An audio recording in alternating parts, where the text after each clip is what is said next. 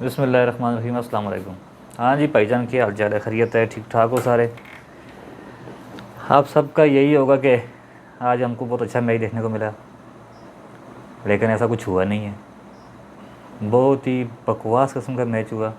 कहीं से किसी भी जगह से ये नहीं लगा कि ये पाकिस्तान की टीम खेल रही है, या किसी भी जगह से किसी भी वक्त किसी भी एंगल में ये महसूस नहीं हुआ कि ये पाकिस्तान की बॉलिंग लाइनअप है। पहले आते हैं बैटिंग पे।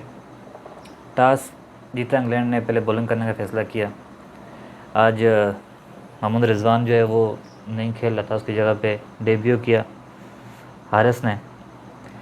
बहुत ही फजूल किस्म का फ़ैसला था उससे ओपनिंग करवाने का। एक तो डेब्यू में ऊपर से ओपनर में डाला उसको, जो कि नहीं करना चाहिए था, लेकिन किया। बाबर आजम ने एक हैंड संभाल कर रखा, लेकिन स्ट्राइक रेट उसकी बहुत उस नहीं थी इस वक्त जो T20 का एक गेम का फॉर्मेट है उस हिसाब से तो बिल्कुल ही नहीं थी। फिर पीछे देखें अगर तो वही पुराना मसला जो चल रहा है मिडिल ऑर्डर में, वही नज़र आया। कुछ भी नहीं, बिल्कुल सिर्फ इफ्तिखार ने आकर थोड़ा सा एक बाबर आजम के साथ हल्की सी पार्टनरशिप हुई 31 रन की। 21 बॉलों पे उसने 31 स्कोर किए, लेकिन वो ना करने के बराबर। एक चीज़ अच्छी हुई जो कि बाबर आजम ने आज फास्टेस्ट 3000 रन्स मुकम्मल किए, और विराट कोहली के साथ जो जॉइंट उनका है ये रिकॉर्ड। लेकिन ये है कि बाकी किसी भी लिहाज से इंग्लैंड ने पाकिस्तान को गेम में आने ही नहीं दिया। शुरू से ही बॉलिंग इंतहाई पूर बॉलिंग हुई। सिर्फ शादाब ने थोड़ा सा फाइट बैक दिया इंग्लैंड को, 2 विकेटें ली 34 रन देकर 4 ओवर में। इसके अलावा कोई भी बॉलर किसी भी जगह पे नहीं लगा कि ये मैच जीतने के लिए जा रहे हैं। यही लग रहा था कि बस किसी तरह से टाइम गुजार रहे हैं। मेरा नहीं ख्याल कि इस हालत में और इस तरह से, ये पिच बहुत अच्छी पिच थी और इसके ऊपर 180 प्लस स्कोर होना चाहिए था। अगर एक एंड बाबर आजम ने संभाला हुआ था तो पीछे जितने भी आ रहे थे, अब हैदर अली 14 बॉलों पे 18 स्कोर, नवाज़ को अगर ये ऊपर भेज देते थोड़ा सा।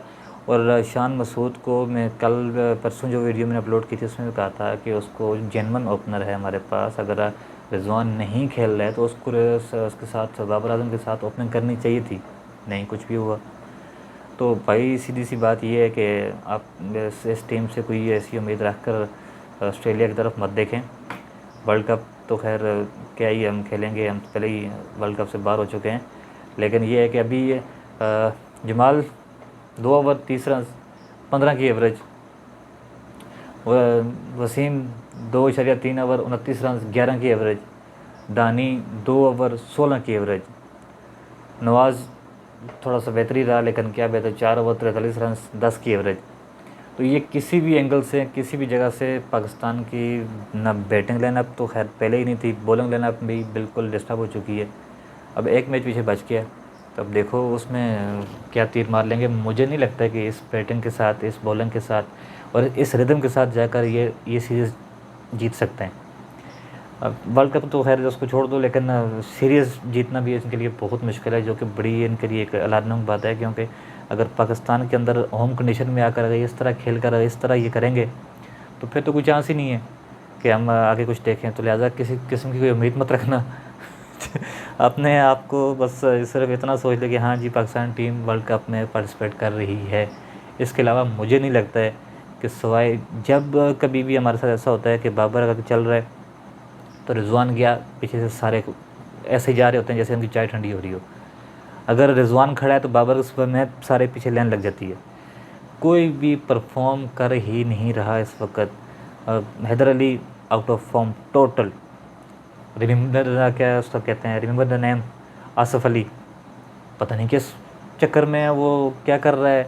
आज उसको इतना अच्छा मौका मिला था, ख़ुद को प्रूफ करता, अच्छी बैटिंग करता, उसका टाइम भी था, थोड़ा सा अगर शुरू में अगर रोक लेता बाबर को, थोड़ा सा अगर वो थोड़ी सी हल्की सी पार्टनरशिप लगाता, 30-40 रन को 30-40 जो होते हैं वो अगर कर ले तो वो 50-60 से बहुत बेहतर होते हैं। लेकिन 20 पे 50, 30 पे 60, इस तरह आसफ़ अली इस लेवल का प्लेयर है, इस किस्म का वो हिटर जिस तरह का वो है, उसको इस तरह करना चाहिए था, लेकिन वो बिल्कुल ही ऑफ कलर नज़र आया। तो ये थी कि सिचुएशन